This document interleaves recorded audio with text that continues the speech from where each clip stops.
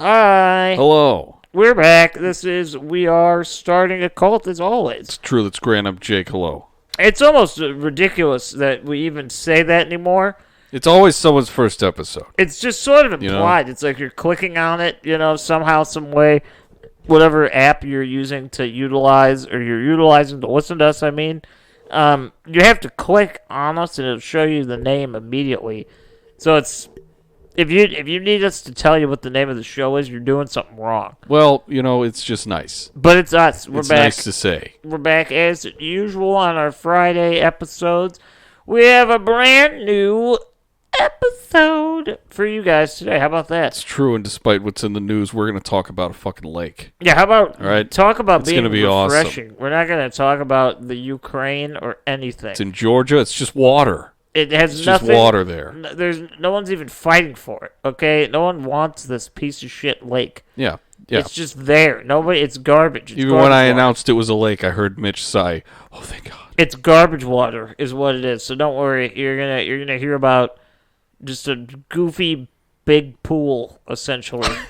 It's really what it is. Goofy pool. That's like what it is. There's not. You're gonna see. You'll see for sure. You'll see. Well, you want to know which lake we're talking about? It's Lake Lanier. Lake Placid with the alligators and Betty White. I feel like there's so many Lake Placids and Camp Crystal Lakes and Crystal Lakes everywhere. Yeah, it's just part of the world that we live in. It's so standard, It's spooky. Hockey mask murderers and all. But don't worry, there are no serial killers on the loose at this lake, as far as we're aware. As far as we can prove. And Betty White's dead, so she's not feeding breadcrumbs to baby gators. Then there's not even gators, as far as I'm concerned, in this lake. Do you think maybe Betty White was buried like mob style, like tied to like a bunch of cinder blocks with some chains around her ankles? That should be an option for burial. Like the Jimmy Hoffa, like that's what you get. Yeah. You just go, you disappear, and no one knows where you are. The Osama, if you will. Get a nice pair of concrete shoes, and then you just go down.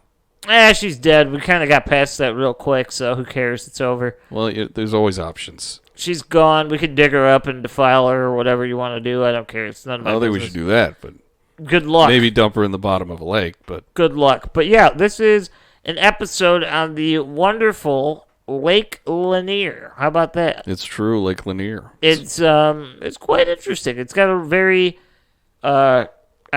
vivid history, I guess you could say. It's like Lake Baikal in a way, but it's not as old. It just has a lot more interesting aspects than you might think. Yeah, it doesn't have the natural phenomena of like, holy shit, what just a weird piece of land. Yeah, quite the opposite actually, because it was a man-made lake. Yeah, it's very normal a reservoir. Lake. Yeah, but it's quite interesting. You guys, I think you'll enjoy this quite a bit. It was very interesting to read about and look into. It's not divisive, really, but there's a lot of different stories that happen there. So I'm assuming we're going to stick a little bit closer to what is corroborated as factual and interesting. Yeah, a lot of crazy shit. And if I miss anything, Grant, just feel free to sprinkle it in. Oh, absolutely. Because I have some stuff here. But there's some strangeness to this lake, but we'll see where it goes. We'll take it from there. Strangeness, yeah. So I hope you are ready. Buckle in. Get yourself a nice glass of iced Sunny D. Yeah, come on, kids. We're going to the lake. And, put on your suntan lotion and let's hit the beach, bitch. Let's do it. Yes. All right. Lake Lanier, it's a man-made lake or reservoir in northern Georgia as a result of the construction of the Beaufort Dam. And for some reason, when I hear Beaufort, I think Wilford Brimley. Beaufort? Yeah. Beaufort Dam. It's a dam that made this lake. It's the largest lake in the state of Georgia at 26 miles long with 692 miles of shoreline covering roughly 39,000 acres of surface area. That's quite a bit. It's a lot of lake. That's a lot to handle. Drink it in, if you will. That's a lot. It's fresh water. You can do that. It's hot to trot, if you will. It's ready for its night on the town. It's ready to be pounced upon. But that's a lot. That's we're talking damn near 700 miles of beachfront. Yeah. That is quite a bit of lake. It's a big lake, and it's 26 miles. It's crazy. And it's man-made, which is it's interesting in and of itself. Like, that wasn't supposed to be there, but now it is, and that's always just interesting in and of itself. Oh, and we'll get into some of the crazier parts of that. Oh, yeah. So, the lake, though very beautiful and pleasing to the eye, has a dark reputation steeped in death and injustice, and as well as possible hauntings. Think Scooby-Doo. That's the best way to put it. Scooby-Doo Lake. It really is. It's like me and Mitch watched a Scooby-Doo movie about a town similar to this, and you'll see at the end that this is almost exactly what we were It's like we were underwater the whole time. Yeah, in a weird way, it's exactly what this is. Yeah. In hindsight, it seems clear that this lake was damned. You get it? Damned as right from the start. Damned into hell, sort of damned. But also, the regular damned. Yes, it was that as well. That was my one joke for the episode. It was terrible. Yeah, it's good. It's all right, though. That's exactly what we need.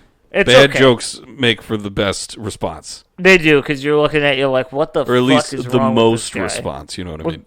What's wrong with this guy? Is he okay? I'm just a guy trying to tell a story of Lake Lanier. Yeah, let's hear the lake effect snow story. There you go. So the story of Lake Lanier begins almost 80 years before its creation with a poem. Isn't that fun? It starts with a poem. Lame. Yeah. In November of 1877, Georgia-born Confederate Army poet Sidney Lanier finished and published what he thought was his opus. Okay? This is the best fucking poem I've ever written in my life. What I'm going to be remembered for. A poem titled Song of the Chattahoochee. You're a Chattahoochee. That doesn't sound like a highway side, like fucking skin bar or something. A little bit. It sounds like some like a Native American burial ground. The Chattahoochee Commons. Something. That's what I'm thinking. But the poem is a lyrical, triumphant, anthropomorphizing, anthropomorphization of the river on a journey to water crops and provide mills with power on its travel, right? So this guy Lanier, he was fine. He was a fine poet, but he was no Whitman, but he got the job done when it came to like joyous pastoral poetry. It's not a very good poem in my opinion, but in any case, it's this man's association with the Chattahoochee, the river that would later be dammed to create the man-made lake, that gave it its name. And isn't that kind of ironic that a lake that is symbolically the relative destruction of the poet's muse after it's named after the poet himself? Okay. So isn't life just funny that way? Well, in 1946, the U.S. Army Corps of Engineers, they were tasked with damming the Chattahoochee River in order to create a reservoir for a number of reasons, right? Ooh, what are some of these reasons why we're damming this? Some of these reasons, you ask. Yeah, what's the concern here, Well, is to provide hydroelectricity. You got to get that hydroelectric. And for flood control of the river. Yeah, those are honestly probably the two most generic reasons to dam like a river ever. Yeah, you just got to control the flooding.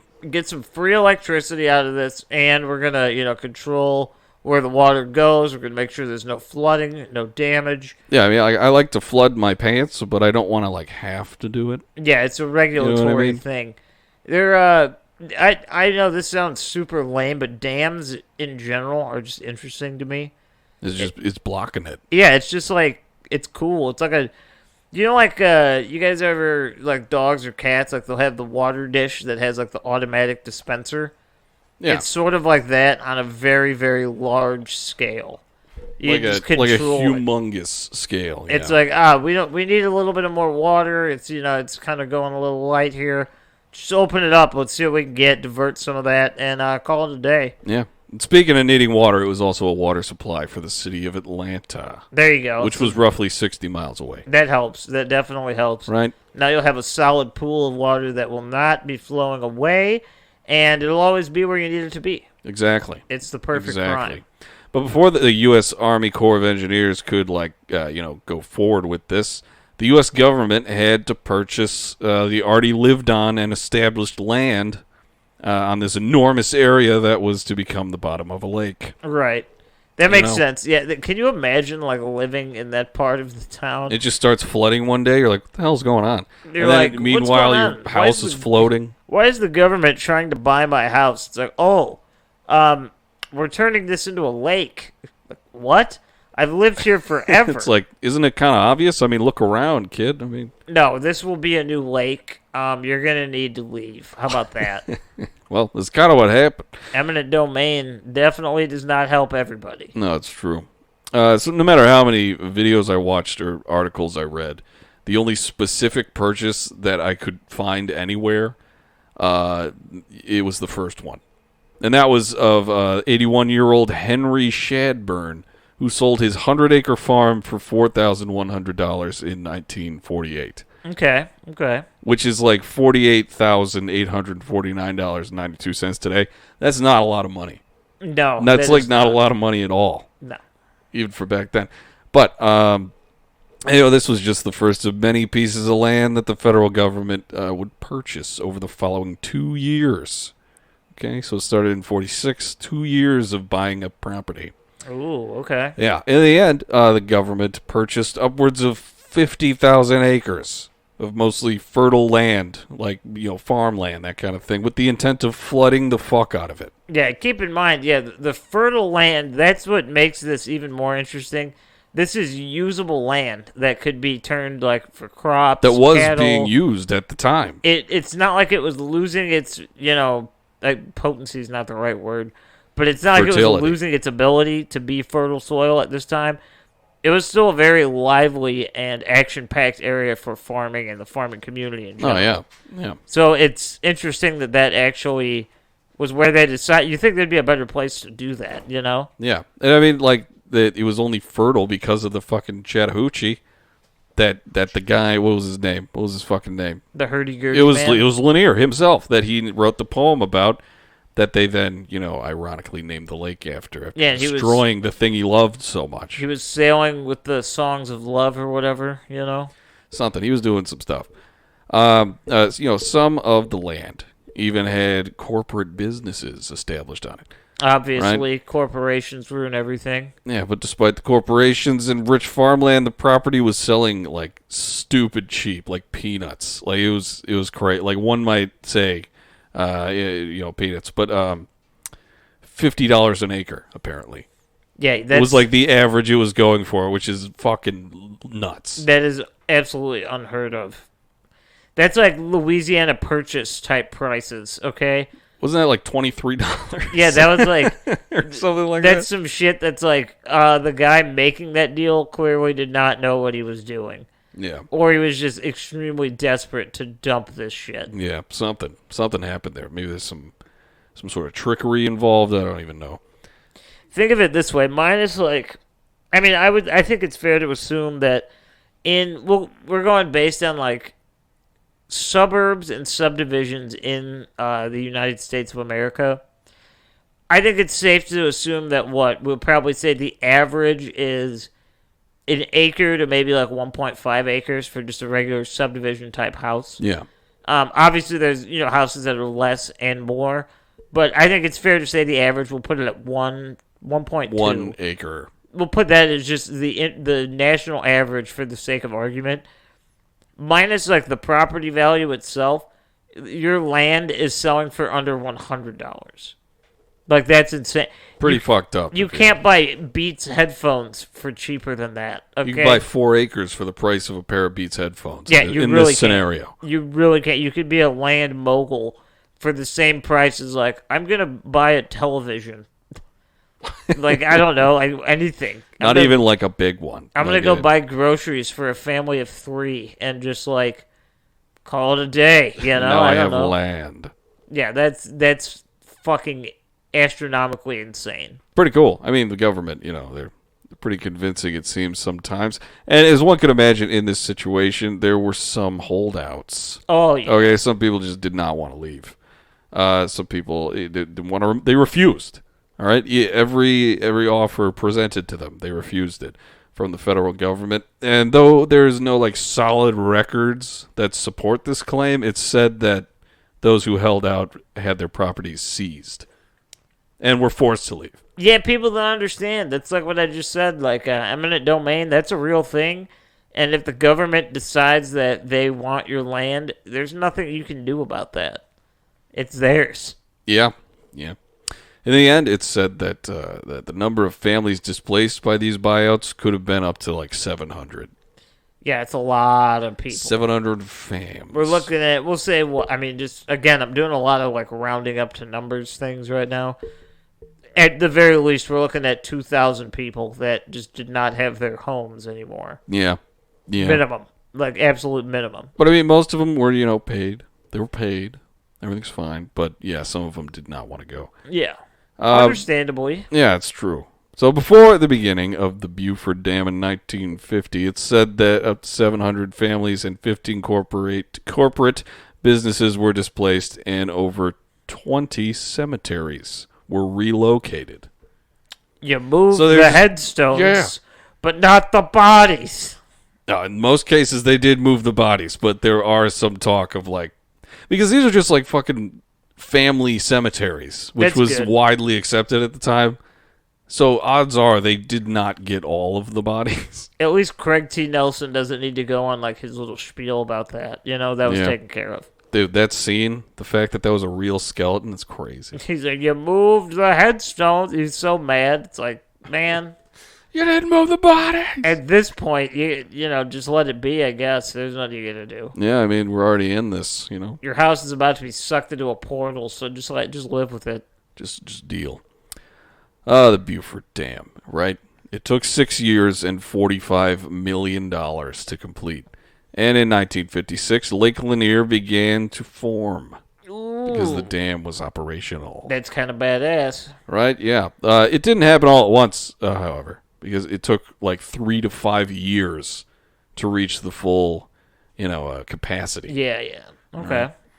All that time, it slowly engulfed the once lived in and thrived on lands containing farms, woods, and in some cases, entire towns. Jesus. All right. One example of a town to be engulfed was Oscarville.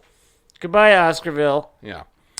It was a predominantly black community that was, at the time, infamous for a racial trial that took place in 1912 involving 2 black men that were accused of raping one white woman and fatally beating another. Yep, that's straight out of To Kill a Mockingbird, pretty much. With little to no evidence, I might add.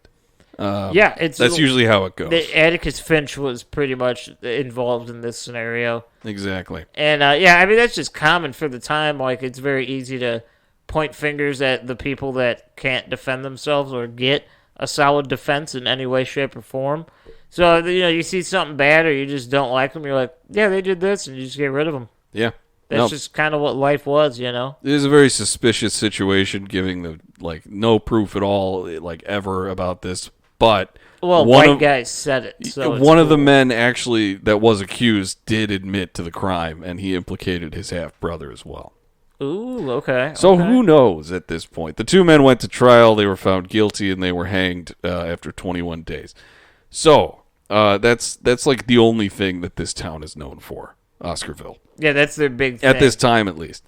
So, given this event being forever associated with the town, I'd venture a guess that many of the 1,100 residents of the town were displaced for the making of Lake Lanier. And they were probably those whose land were forcibly seized. Oh, yeah. I would venture to say, by the federal government. Yeah, I can't imagine a lot of money was passed through Oscarville to... give to black homeowners. I just imagine they were like, probably this is ours now. Yeah. Just live with it. This is ours now. I wouldn't be surprised if they didn't even tell them. They're just they just had to realize they needed to leave. Yeah. But anyway, there were entire towns in some cases that make up the bottom of this lake, right? Okay, so we're moving. Okay.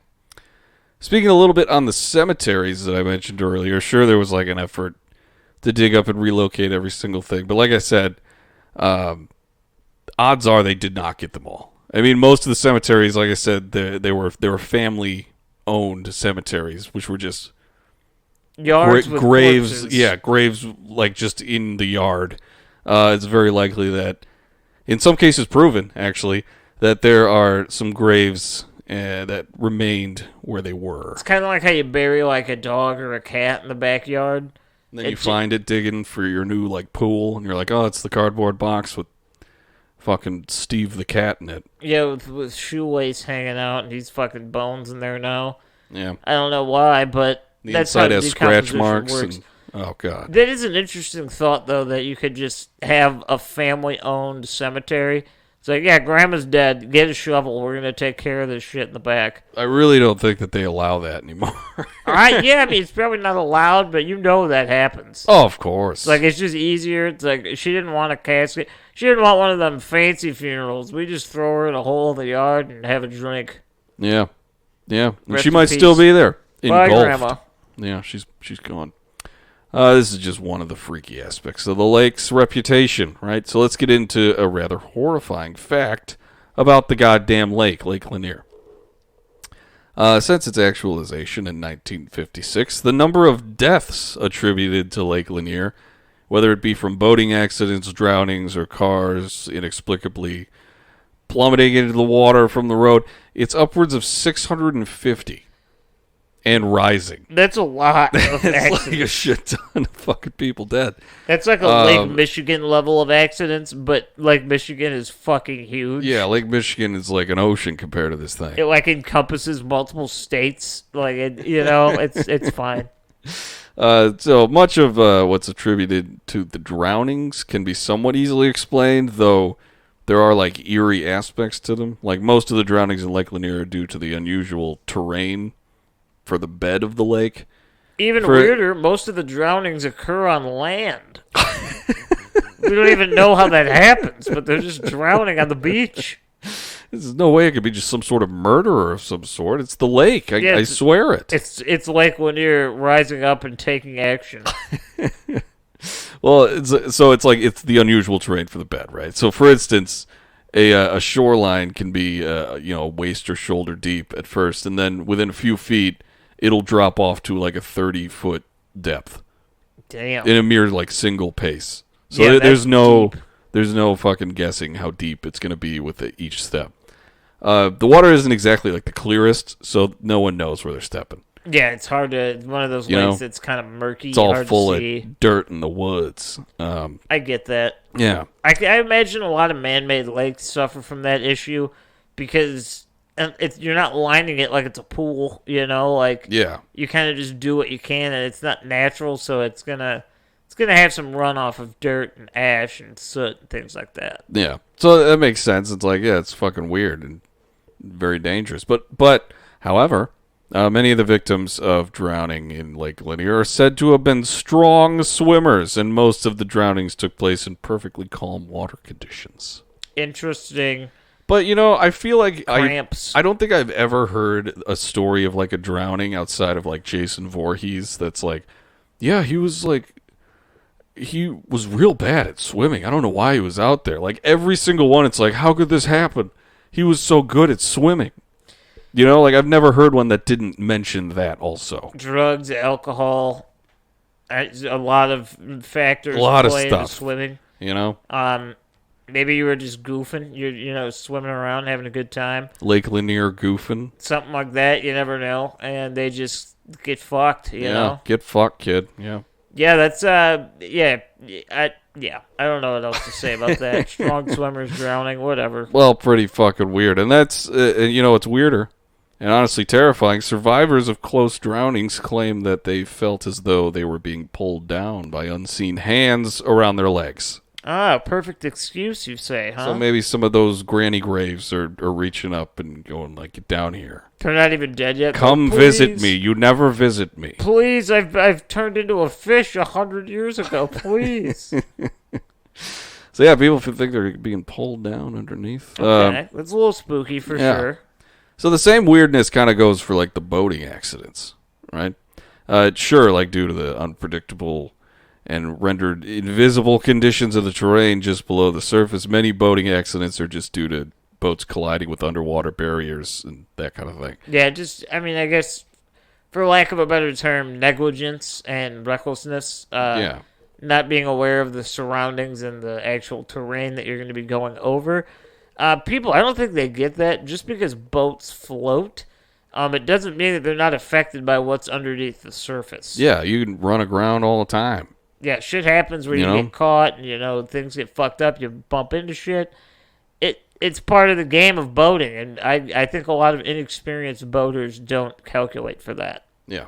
But, just like with the other thing, there's the other side of the coin here. They're, like, in a lot of the cases where there are survivors from boat crashes, they claim that there was one large, one-off phantom wave that just appeared. And it capsized the boat and then just disappeared.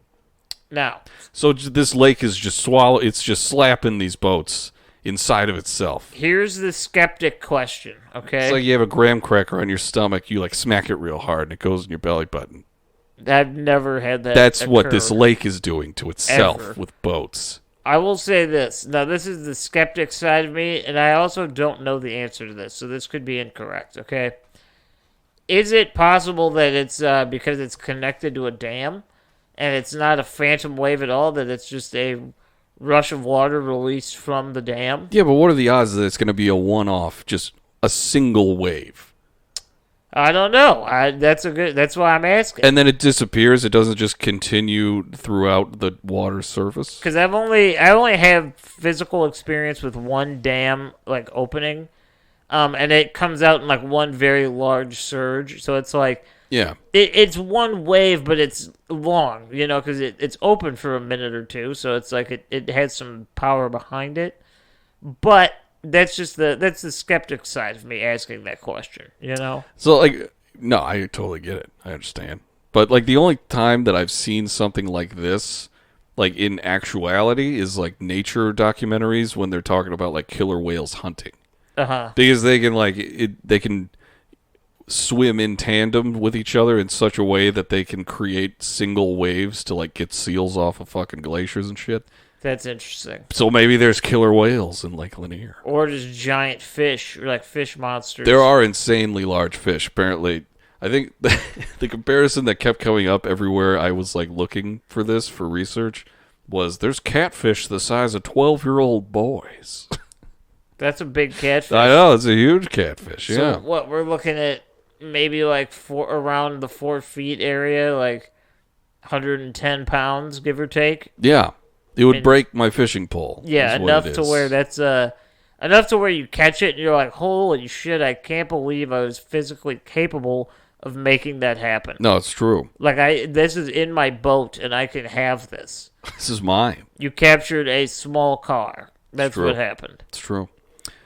Well, there's weirdness with the drownings. There's weirdness with the boats, all these waves and arms in the lake. So, weird as fuck. But probably the most infamous and storied tales of the lake is that of the Lady of Lake Lanier. The Lady of the Lake. The Lady of the Lake. Lady of the Lake. I feel like this is another one of those tropes. It's there's always a Lady of the Lake.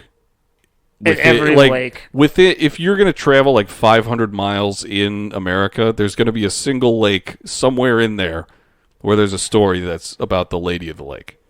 Yeah, that is that's American culture right there for some reason. Exactly. We love the ladies of the lake. we love it when they're in there, yeah. Them bitches can't get enough of our water supply. Well, this one has a pretty long-winded, not long-winded, but it goes back a while. Ooh, I'm intrigued. This then. Story then, all right? So I like the history of these stories. Yeah. So it was 2 years after the dam had been working. So the water was rising. It was in 1958, right? Okay. Delia Renee Young. She was driving her friend Susie Roberts to a roadhouse in Dawsonville called the Three Gables. Roadhouse. Susie was driving, and for some unknown reason, while crossing the Lanier Bridge, what do you know? She lost control of the car. What do you know? That's just a goofy place to do it. Probably the worst. The only evidence that this happened was a deep set of skid marks leading straight into the water, so it was pretty obvious. They're I don't know what happened, but this clearly happened, you know? It's I think I may know what happened. These people are missing, and there's this now? Come on. So because it was what was I reading here? The only evidence is in the water, because it wasn't until 31 years later that Susie Roberts' 1954 Ford was finally discovered lodged between two trees and deep in the mud of the bottom of the lake. Ooh. 31 years it took them to find these fucking people. That is crazy. That's a long time to not find any evidence. I know. Other than skid marks, you know? I mean, that could be anything, too. You don't know. Yeah, and this was only discovered in the 90s due to, like, a dredging of the lake to install pillars for a new bridge, probably because people were fucking flying off the edge of this one. Damn. All right? Well, one thing to mention here is that a year after the original accident, so in 1959, a fisherman discovered human remains while out one morning. Ooh, what a bad thing to discover, to be honest. That's not what I was fishing for. The remains were of an individual that could not be identified at the time and was missing its hands and toes. But mostly the hands. Mostly the hands. Mostly the hands were gone. The toes were gone too, but it was mostly the hands. Mostly the hands. The hands are more than toes. Yeah. So going back to the 90s when the vehicle was discovered, the car was found to have had human remains in the driver's seat. Okay. Okay? The driver's seat specifically. This is what sparked the connection in investigators' minds that the remains found by the fishermen decades before, so a year after the original accident, were that of Delia Ray Young. Damn. All right, so they're figuring it out. It's from this tale that the legend of the Lady of the Lake Lanier was born. Lady of the Lake Lanier. How about that? Yeah. The apparition. Like a baseball game, and that's like the announcer. Lady of the Lake Lanier. Coming up next. It just sounds like a siren. Triple L Lanier. How about that? Well, what was it? The apparition of a young woman in a blue dress. Blue, like in the a color blue of dress, water? Exactly like the color of water. It dyed her dress. So it has been reported to have been seen multiple times walking in various parts of Lanier Bridge. And you know what? You know what the telltale sign that this apparition is indeed Delia Ray? No hands. No hands. Handless. She's handless and toeless, and she's walking around pissed off. But mostly there's no hands. Mostly. Yeah. I'm not saying that there's not no toes, but it's mostly hand action. Yeah, and the lack thereof. Yeah, absolutely. So, there is one other apparition that I read about in this that's like pretty interesting. The angry beaver. It could be, honestly. This one's kind of open-ended. So there is another apparition that haunts the waters of the lake itself, not just on the bridge, right? That's an interesting thing for a ghost to haunt. It's not in the water. Either. It's just on the water. Just water. Yeah. And though it is not quite as storied or widely known as the Lady of Lake Lanier, it is just as daunting and mysterious. It's been said by a handful of people, mostly like fishermen, right? That a mysterious raft can sometimes be seen on the lake in the late hours of the night. All right? Okay. It is hot, Mitch. Ghost raft. Ghost raft. The figure on the raft appears to be a man standing up, pushing his way across the lake using nothing but a long pole, right? Ooh. Much like a ferryman back in the day. Yeah. No, that's a fair assumption for sure. Yeah. Well, not only are the late hours of which the apparition appears a bit mysterious, but also the fact that the figure seems to have no problem pushing himself along, with the pole, theoretically pushing himself along using the bottom of the lake. He has no problem no matter what depth the water is. All right? That is interesting. And this lake varies in depth from 2 to 3 feet to 211 feet at its deepest. That's taller than the fucking Statue of Liberty. What a drop-off, too. Like, that is insane. Right? That's what I was saying earlier. Like, people are drowning, dude. It's like up to your knees, and then you're just 30 feet underwater. 30? You're 180 feet underwater. It's insane. You still got more to go. Everything is insane in this lake. Okay. So some stories claim that the figure was spotted before. Like, one specific instance. It was spotted, and then a yell was heard from that direction. Yep. It's a skinwalker. It's a spotted cow, Mitch. What do you mean? Like New Glarus? Oh, spotted. Well, No, dude, it's a skinwalker for sure. it's probably a skinwalker, but he was yelling. He was spotted, and then he was like yelling, and he was heard, and the figure could be seen jumping into the water. Like Michael Phelps? So he just let out, the inhuman Michael Phelps.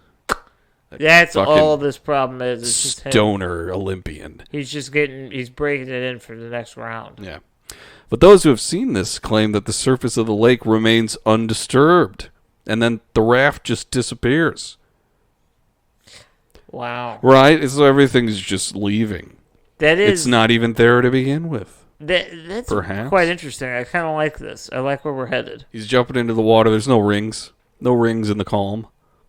That would throw me off more than anything if I saw a guy, or at least what I thought was like a human being, jump into the water and nothing happens. You're just like, wait a minute, where'd that guy fucking go? And it's like the super early hours of the morning, like 2, 3 in the morning. You know these fishermen are drunk as shit. They didn't like get up and like that's the first thing they saw. They've been fishing all night and they're just like out of their minds. Hey, that is what they get paid to do, is to be wasted. It would freak me out, man. It would freak me out. Well, it's thought that it's thought by most that the apparition is an echo of the past. Ooh, you don't say, back when ferrymen would transport travelers across the Chattahoochee. I still love that name. Chattahoochee. Chattahoochee, baby, Chattahoochee. It simultaneously sounds like whiskey and like a recovery center for alcoholism. See, I'm thinking you know what I mean? cheddar alcohol. Cheddar alcohol. Yeah, like Cheetos. It reminds me of Alan Jackson's song, this country singer. Which he one? He has a song about, what is this place called again? The Lake Lanier, and the river was the Chattahoochee. Yeah, the Chattahoochee. Something about a hoochie coochie or something. I don't know. The hoochie coochie man. Yeah, the hoochie and the hurdy-gurdy man. The hurdy-gurdy man. All these different but it's men. The same. Yeah. They all got weird quirks, It takes all kinds, But yeah, so you know what? This is kind of that's all I had for like weirdness and shit. But there's so much death associated with this lake, and then there's all these fucking like ghosts, and people are saying there's hands dragging them down, trying to drown them. There's waves appearing out of nowhere. But regardless of all this death and general like spookiness of Lake Lanier, the lake itself has accrued like a ridiculous amount of money for the state of Georgia itself. Really? Yeah, like based on it was a study from over 20 years ago, like 2000.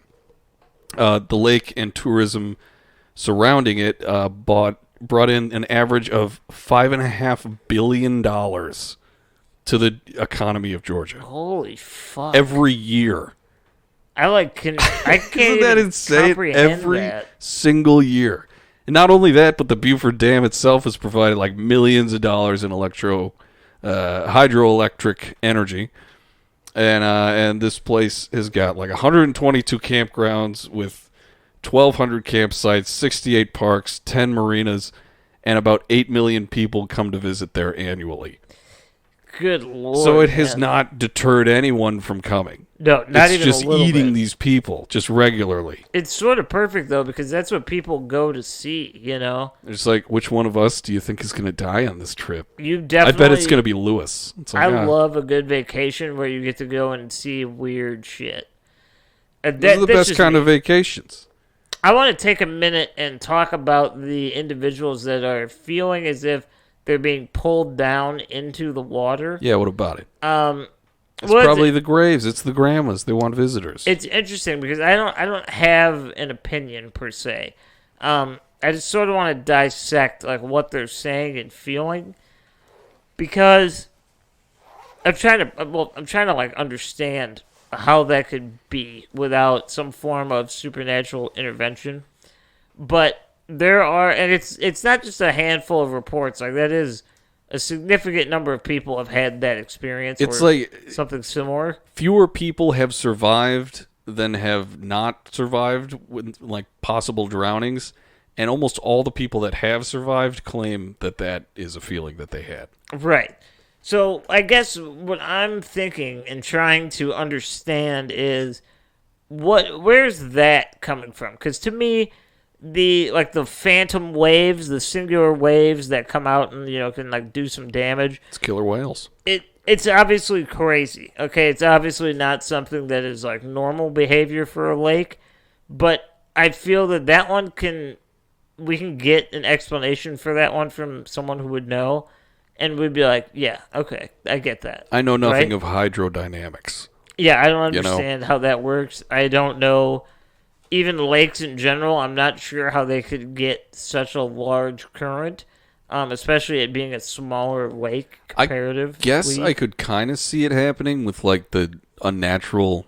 Well, I guess it's unnatural and natural at the same time, but like a terrain that was once above water, that's just like it could be made up of like hills and cliffs and like different peaks and valleys and caves and that kind of thing. So water running through that could create some weird currents if the dam is being released, right? To some degree. That seems like 100% accurate. I know exactly what you mean by that. I have a liberal arts degree, so I don't know, but that seems to make sense in my mind. You know? I'm in the same boat as you, where it's like I feel like what I'm saying can make some sense, but there's somebody. Chances are this happens every week. But there's definitely someone screaming at this episode right now. Yeah. And you'll probably never listen to another one because of what I said. I thought I was like truly using my degree in saying anthropomorphization earlier, and I didn't even pronounce it right. I tried. Think of the irony in that. You tried. That's the best part. But the pulling of people and the tugging at ankles is very unique for me. First off, obviously, your mind immediately is going to go towards some type of paranormal phenomena. Because as far as we know scientifically, dead people are dead. They're not dead, How do you know that? I'm so sorry if no one has broken that news to you yet, but there is no way that science can bring back a dead body. Well, I have a little company for you called Alcor that says different. Even then, they're a bunch of fucking hacks. I don't believe a word that they say in that company. Give them your life insurance, Grant. I certainly will not. They got to give me their insurance information. No, that's true. Another thing I thought that might be able to be, or like could be, possible explanation is like maybe, because I've been in like man-made lakes, like swimming and shit. Not ones that are known for a bunch of death or anything, but your feet do like sink into the bottom, and sometimes they do get kind of like suctioned in there. Okay, yeah, that makes sense. So maybe it's like not as quite as deep as they might think it is. That is an interesting point. But it's still deep enough to submerge them, you know what I mean? Especially with it being so strangely shaped, and it's longer than it is wide, and the terrain underneath the water is very all over the place. Yeah. It's very open and light and airy, and then it's very condensed and old and dirty. So maybe it does have something to do with that. Or, again, I believe it was... what was I trying to say? I have no idea. You haven't said it yet. God damn. I lost my train of thought mid-sentence. You know what I did too? Because I was trying to think what I was going to say next. And then you said that, and I was like, wait. I'm so infuriated right now. Maybe it's the angry spirits of the 1,100 people of Oscarville that were displaced. It could be. Who knows? In a weird way, it could be. Because I'm really trying to grasp. I'm trying to understand why people are dealing with these hands grabbing them. You're really grasping at ankles here, dude. I am, and I can't quite put my finger on it. Obviously, me, being who I am and what I'm interested in, I want it to be ghosts, right? That's what I want. I want spirits, spiritual activity. Physical touch spirits. But it, again, and this is so intriguing to me because I'm not certain that I've ever heard a ghost story where a spirit or a ghost or energy that is passed on can operate underwater. That's like very different to me. Well, you haven't been to Lake Lanier. And yeah, I guess I'm trying to think. There's plenty of like, I guess above water stories of like ghosts physically harming. Yeah, like there's touching, scratching, poking, grabbing, pulling hair, leaving bruises. Remember the Smurl family? That was crazy. Oh yeah, with the puddles and shit. Puddles. There was some sexual things going on. Insane. Yeah, that is true. Their spirits are oddly capable when it comes to doing what they want to do. It can be done. But it's hard to grasp that. But again, then kind of on the skeptical side, I completely lost that previous train of thought, so I'm just moving on from that. I really wish you hadn't. But what I'm trying to grasp here, besides this, is maybe it's just the story, right? You know, we get a survivor of someone that's, you know, a good, strong swimmer, as they say. They make it out, and they tell the story of it felt like someone was tugging me underwater, and they were trying to, like, pull me under. Maybe that story just gained some attention, and maybe that's what sticks, you know? You know, what I also have noticed we haven't really done is we haven't really combined any of these stories that I've told. Not yet. So really, a lot of these people could have just recently been told the story of the Lady of the Lake. And they're just probably like, oh, it felt maybe her hands are detached. She's on the bridge and her hands are doing the dirty work underwater. Ooh. Something like that. Okay. They're just like, oh, they just told me about all the graves that possibly weren't dug up. And now I'm swimming. So, and then I got scared and it's all fresh in my mind. My heart's racing. Oh my God, it's a hand. It's stuck in my head. Or maybe it's ghosts. Maybe it is. It could be. And I mean, this goes back, I repeat this a lot in almost every episode where we talk about ghosts. But it's up to you. The idea of energy lingering on in a place where a lot of negative energy was produced or at least present, it seems to follow that path. Hospitals, for example. Yeah, hospitals, cemeteries, psychiatric places like insane asylums back in the day, And maybe that ferryman that people see pushing himself along the surface of the lake, maybe he didn't want to sell his land. Maybe being a ferryman was in his, it was a generational thing, maybe. And my thought is that clearly there's a lot of bad juju in this entire area. The story of how it was formed was just simply extremely negative. So the idea that spirits can be there is not far-fetched to me. But again, I'm really drawn to the idea that they're capable of operating underwater, like some type of mermaid monster, Some sort of swimming entity. Yeah, like a poltergeist that swims, That's unique to me. That sounds like some cool thing that a spiritual advisor would say. It's like, you want your spirit to be a strong swimmer. Yeah, and for some reason he would have that accent and he'd be from Asia or something, but it's he's Southern. I don't know what this fool's trying to tell me, but it makes sense.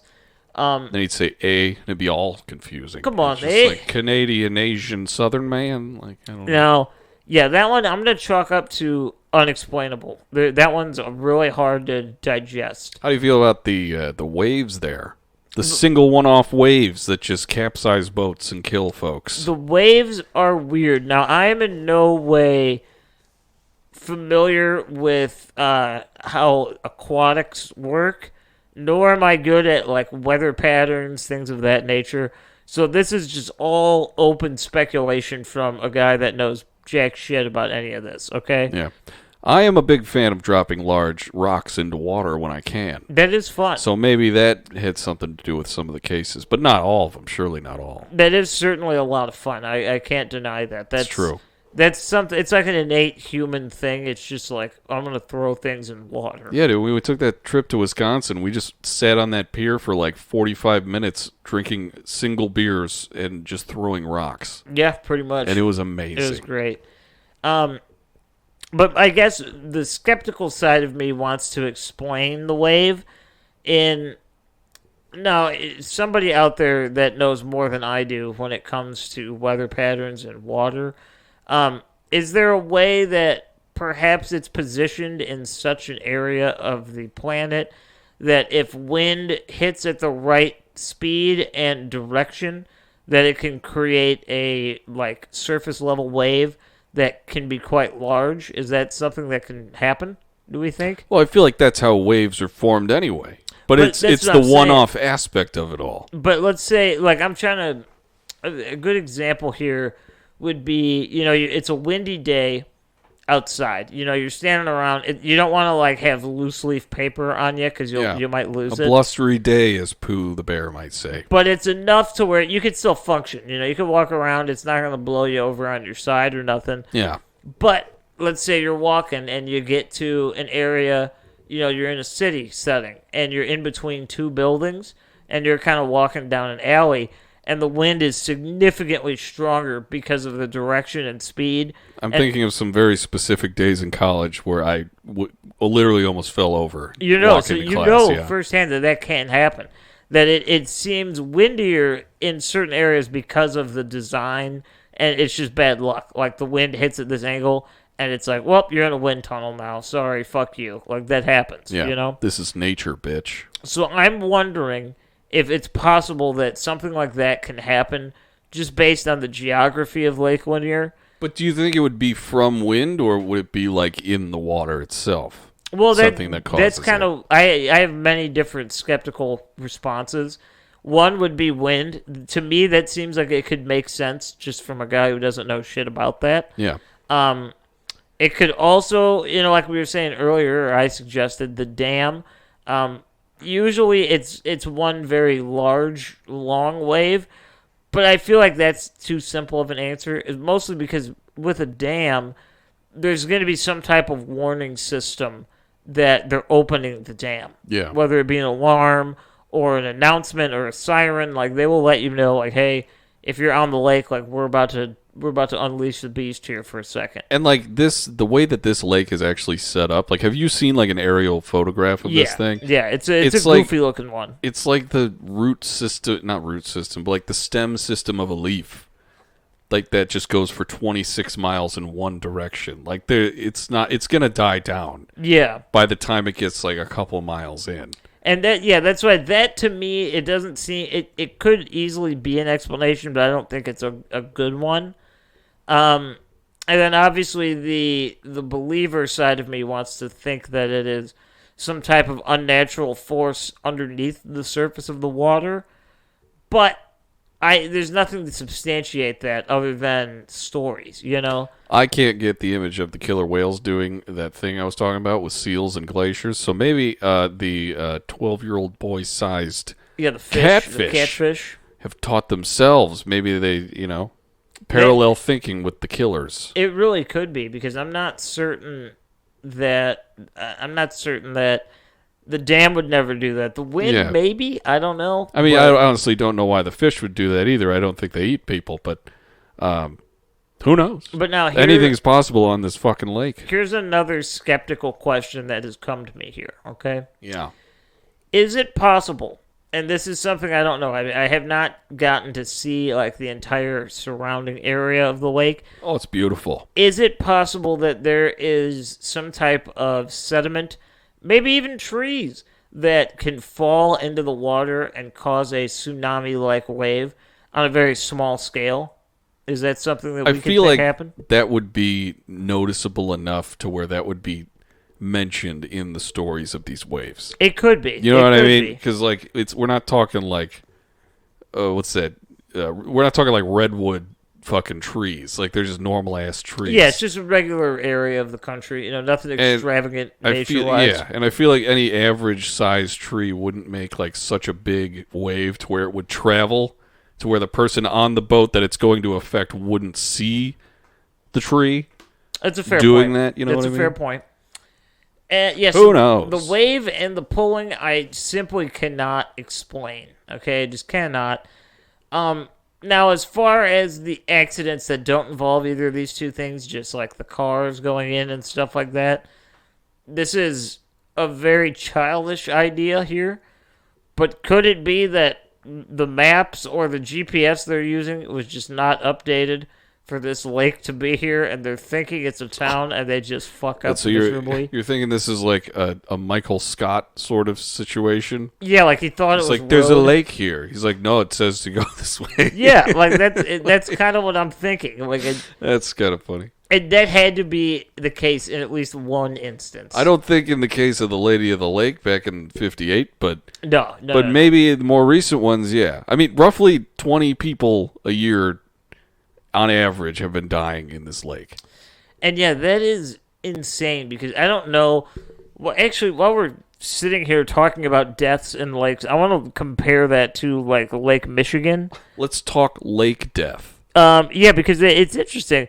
If we're gonna say that 20 people die, per year on average at Lake Lanier, like what happens? Yeah.